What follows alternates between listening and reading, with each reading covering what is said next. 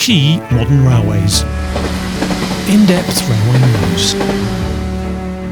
Hello everyone, welcome to the Modern Railways preview of the January 2021 edition, which, all being well, will be with you just as you're remembering what you should have ordered for Christmas. We wave goodbye to 2020, the year which, if you owned a TARDIS, you would definitely put a collar on that lever. Here's the new edition. I think the editor is trying to wind me up, featuring the corporate graffitied Pendolino and the 769, but I won't judge a book by its cover. Just like COVID couldn't stop Christmas, it couldn't stop the Golden Spanners either, and they're covered in this edition. And to tell you more, here is the editor, Philip Sherratt, outside testing my wind noise filter. Tell us more, Philip. Hello everyone, thanks Ian. So I've come out again to record our last video preview of the year for 2020. It's been a funny old year. And I'm back down at Attenborough Nature Reserve, in case you don't recognise it, which is just on the western edge of Nottingham. So, we're into the January 2021 issue of Modern Railways, and as usual for January we have a rolling stock focus, and that's because we've just had the Golden Spanners Awards. Usually we do them in London in person, but obviously we couldn't do that, so we did a virtual award ceremony, and we have Roger Ford's write-up in there which details reliability statistics for every train fleet in the UK on the main line. So there's a lot of detail in there as ever, and as always it could be something rather dry with lots of numbers, but Roger's review adds a great deal of interest to it and shines a bit of a light on some of the stories behind the figures. So lots of tables, lots of numbers, but lots of really interesting detail. And then alongside the Golden Spanners review in our rolling stock feature in the magazine, we have a couple of extra rolling stock features to go with it. There's an article from Rodri, who's our Welsh correspondent, about the challenges of introducing Class 769s in Wales. They're now in service. It's the first Class 769 flex trains in service in the UK. So that's a good story. And we also have some items about Leicester Depot. You've just seen a cross-country 170 go by me. So then from middle of 2021 they're going to be serviced at Leicester Depot overnight, Beale Street, just north of the station. So that's an interesting development to report on. We also have an article about Siemens plans for hydrogen and battery trains, and a feature about Total Care, which is a supplier of lifting jacks, and a feature about the Irish Golden Spanners. Then in the rest of the magazine, one of the big trends has been devolution at Network Rail, and that's been initiated by Andrew Haynes since he became Chief Executive under the Putting Passengers First banner.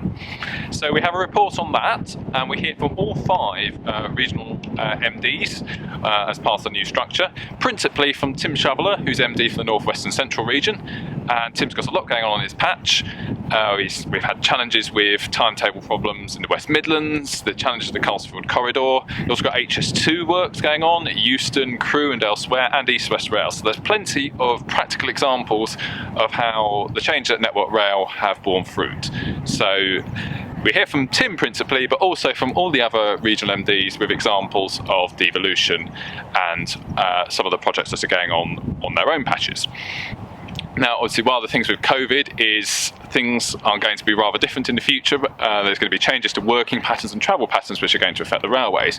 So the headline on the cover, Planning for a New Reality, mirrors an article that we're carrying from Julian Worth, who's suggested some changes to timetables and rolling stock that we might need to think about. So if you change a timetable, you run, say, less frequent services on certain routes, does that free up some rolling stock to go elsewhere, and then you can do a cascade. So there's some interesting theory behind that. And I hope you find that article interesting. So that's a flavour of what we've got going on in the magazine in terms of features. It's a bumper issue. It's 116 pages, largely because of the rolling stock features, because there's so much detail in Roger's Golden Spanners review.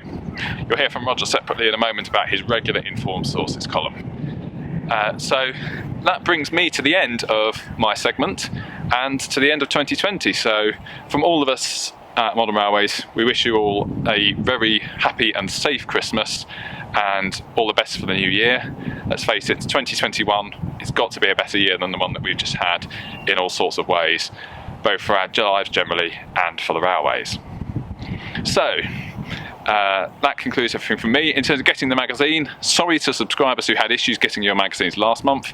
Hopefully it'll be better this time round, but subscribing is the best way to get the magazine, but you can also buy it in the shops online from Key Publishing, and you can get it digitally as well. So, if I've planned my timing correctly, then we're about to see going past us a new site for us here in the East Midlands, and that's EMR has just introduced Class 180s on Midland mainline services out of St Pancras, and we should be about to see one about to go past on Nottingham to St Pancras service. The 180s obviously have had their reliability problems. There's been some challenges with them when they were with Hull trains, so there's 4 sets. 2 or 3 of them will be operating in service, and it's part of the changeover on the Midland Main Line, which is eventually going to see the HSTs withdrawn in May 2021 when the timetable is given a big overhaul.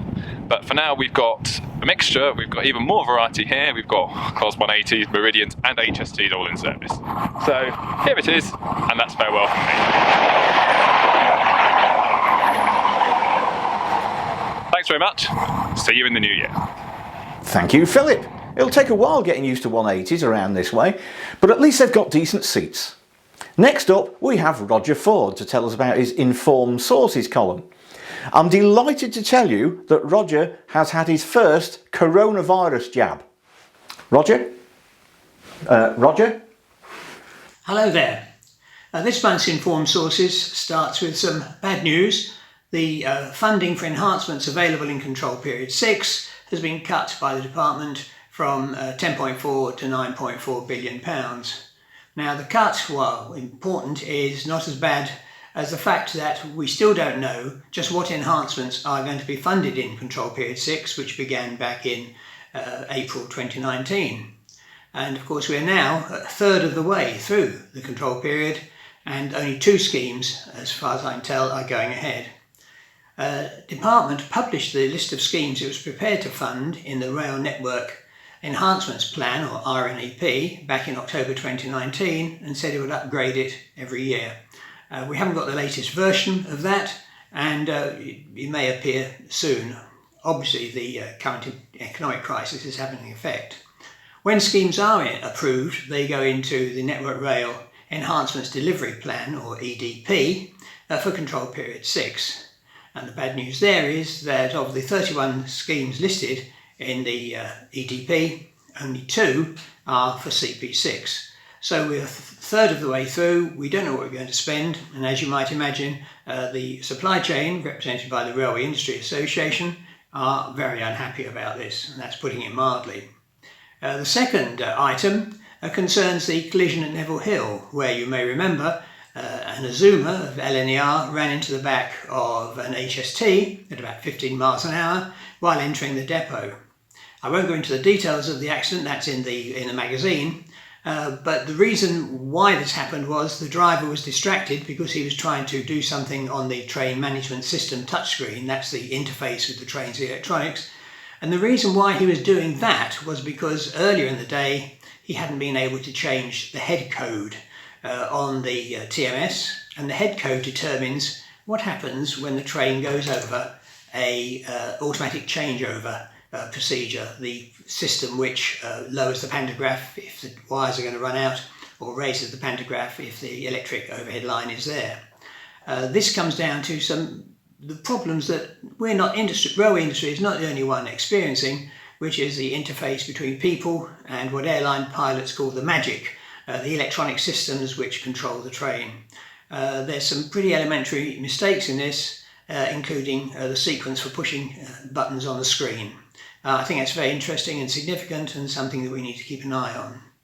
The third item, inevitably, is an update on where we are with the train change from the Emergency Recovery Measures Agreements, the ERMAs, under which the government pays the franchise train operators their costs to keep the railway running. To get out of an ERMA into the next stage, which is a direct award to run your franchise, the Department for Transport has a model which works out whether your franchise would have kept going until the end or would have gone bust early. And there's been a lot of argument about this model, but it looks as though the first of the franchises has been settled. That's the first group has paid 33 million to keep South Western Rail, which seems to me like a bit of a bargain, because that's the second biggest franchise in the country, and they're now going to get a chance to run it as a direct award for several years, and a direct award doesn't have revenue risk, so that's worth keeping.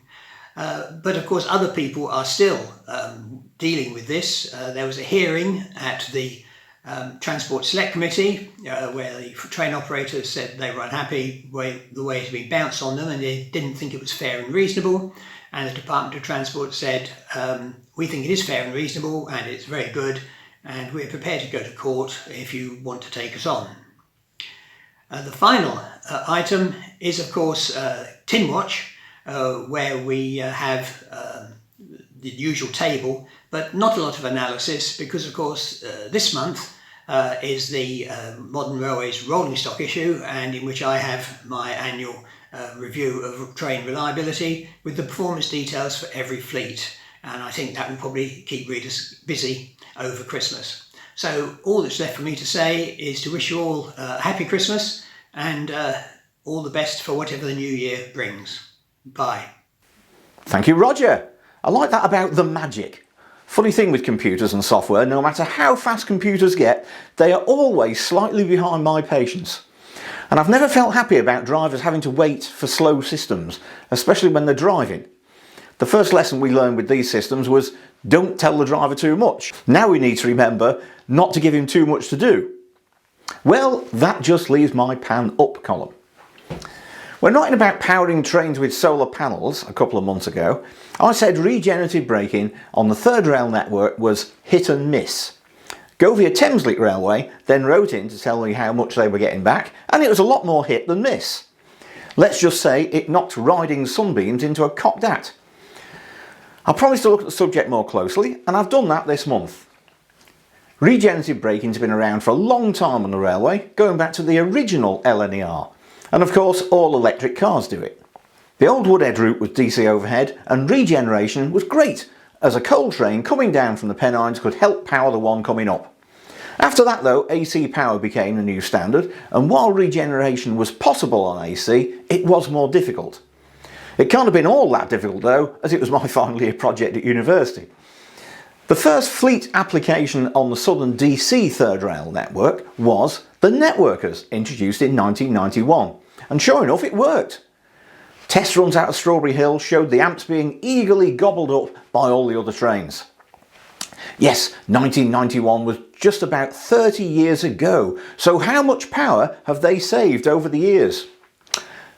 None, I'm afraid, as they never got a safety case to switch it on. New trains in the 2000s were all regen capable, but they couldn't switch it on for the same reason. No safety case. They even had a blocking diode put in to make sure no power went back to the supply. Eventually, tests and calculations showed it was safe. Do you know what was changed? Absolutely nothing. How many kilowatt hours have been wasted over the last 30 years? Well, if you get bored over Christmas, work it out. I didn't see the point. For a bit of much needed fun, I've also brought back Dad's Army, since quite a few of you seem to like the Don't Panic article a couple of years ago. This time they've got the whole railway to run. I won't say any more, but save that one for when you're full of Christmas spirit sometime. That's it for the preview, so have a Merry Christmas. It looks like you'll have plenty of time to read the magazine. Happy New Year too. It'll certainly start a lot more quietly than is usual at our house. But roll on, rolling up our sleeves. Bye. Visit www.keymodernrailways.com for more interesting and essential information about the British Railway Network.